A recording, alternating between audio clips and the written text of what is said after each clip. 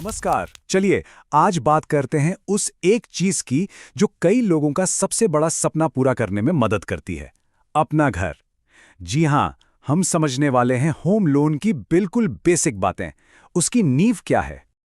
हम सब जानते हैं अपना खुद का घर होना क्या मतलब रखता है ना। ये सिर्फ एक सपना ही नहीं है। ये सिर्फ चार दीवारें और एक छत नहीं होती।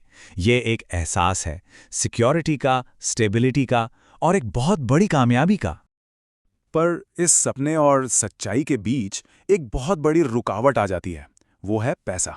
घर खरीदना देखिए सस्ता तो है नहीं, और एक साथ इतनी बड़ी रकम इकट्ठा कर पाना वो तो लगभग सबके लिए एक बहुत बड़ा चैलेंज होता है। तो फिर क्या किया जाए? यहीं पर एंट्री होती है होम लोन की। ये उस पुल की तरह काम करता है जो इस पैसे की खाई को पार करवाता है। ये वो रास्ता है जो उस सपने को हकीकत में बदल देता है। तो चलिए अब थोड़ा डिटेल में जाते हैं। सबसे पहला सवाल, आखिर ये होम लोन है क्या चीज़? आइए इसकी एकदम सिंपल सी परिभाषा से शुरू करते हैं। अगर बिल्कुल आसान भाषा में समझें तो होम लोन का मतलब है घर खरीदने के लिए किसी बैंक या फाइनेंशियल इंस्टीट्यूशन से उधार लिया गया पैसा। मतलब ये एक ऐसा कर्ज है जिसका मकसद फिक्स है, घर खरीदना। अब देखिए, किसी भी लोन में ना हमेशा दो पार्टियां होती हैं। एक होता है कर्जदार, यानी जो पैसा उधार ले रहा है, और दूसरा होता है ऋणदाता, मतलब बैंक या वो संस्था जो पैसा दे रही है। पूरा खेल इन्हीं दोनों के बीच का है। ठीक है, तो अब ये तो साफ हो गया कि होम लोन क्या है और इसमें कौन कौन शामिल होता है। अब जरा उन जरूरी चीजों को देखते हैं जिनसे मिलकर एक होम लोन बनता है। सबसे पहली और सबसे जरूरी चीज, मूलधन। अंग्रेजी में इसे प्रिंसिपल कहते हैं। ये वो टोटल अमाउंट है जो घर खरीदने के लिए बैंक से उधार लिया गया है।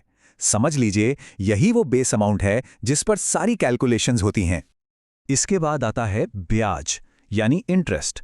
जाहिर सी बात है, बैंक ये पैसा फ्री में तो देगा नहीं, तो ब्याज असल में उस पैसे को इस्तेमाल करने की कीमत है।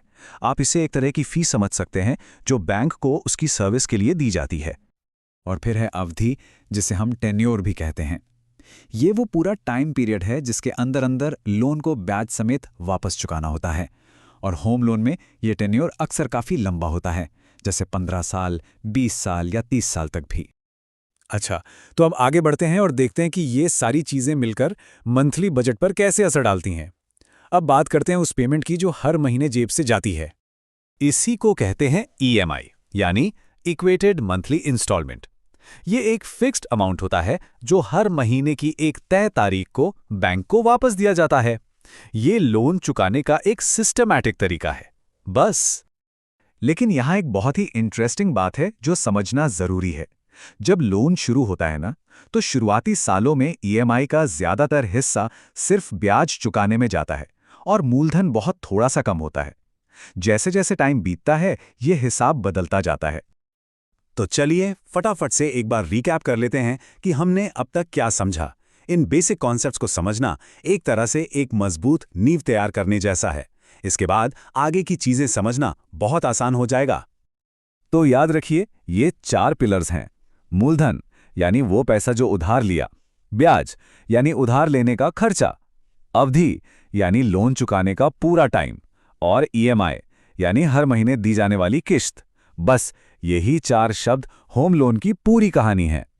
तो अब जब होम लोन की ये मजबूत नींव समझ आ गई है, तो सवाल ये उठता है कि अपने घर के सपने को पूरा करने के लिए अगला कदम क्या होगा।